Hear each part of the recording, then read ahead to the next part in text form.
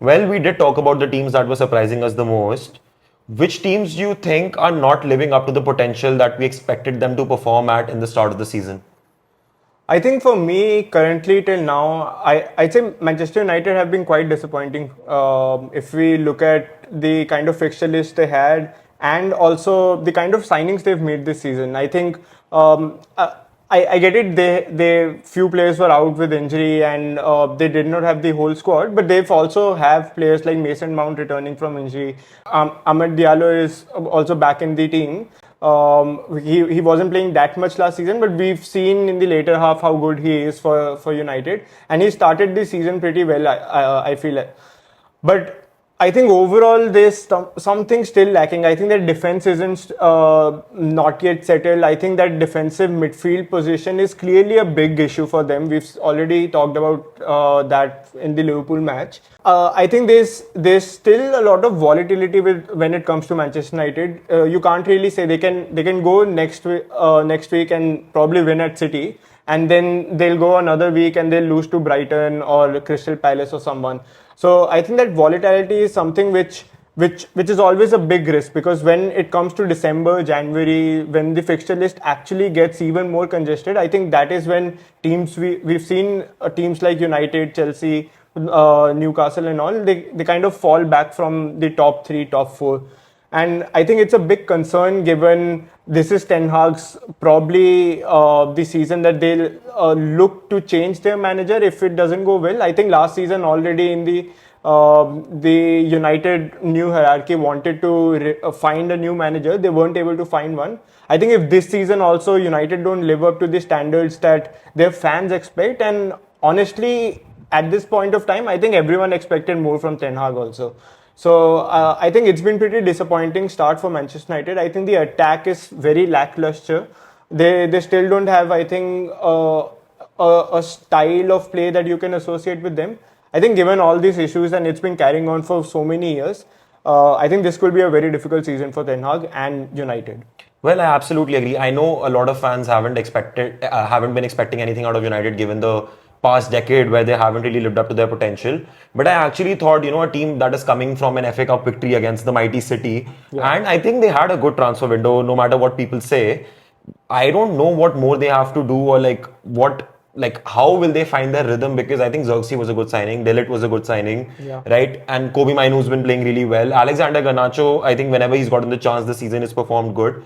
But I do think, yes, I've been disappointed by Manchester United a lot as well, because now they're sitting 11th at the table. Yeah. And I at least expected them to make top 4 this season. And who do you think are the flop for the season, or kind of the team which has disappointed you the most? Well, you talked about Premier League. I'm going to talk about La Liga right now.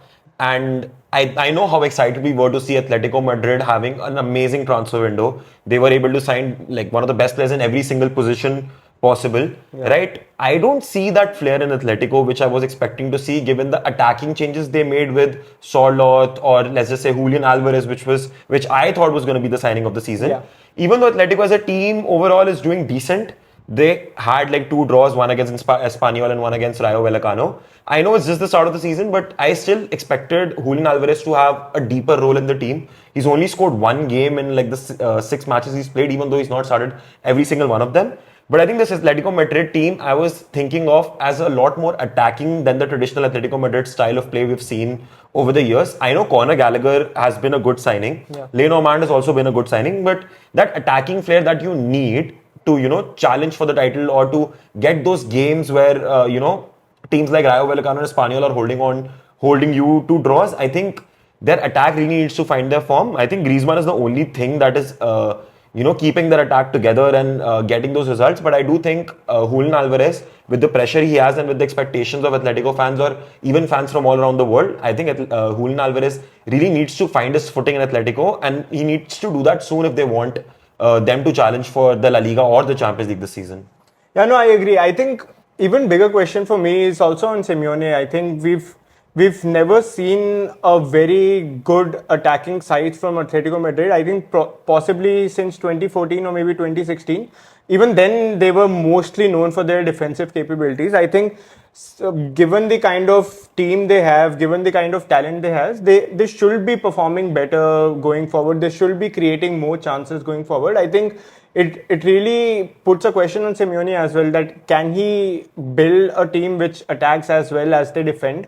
And I think I agree with how disappointing Julian Alvarez has been.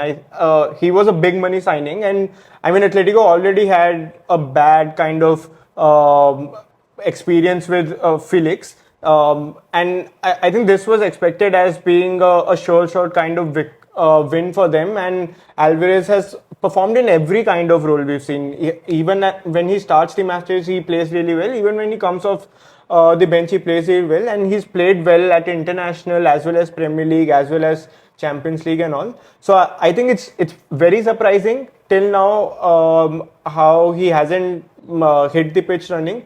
But I agree. I mean, it's slightly early to kind of write him off completely. But till now, I'd say it's been pretty disappointing to see Atletico overall.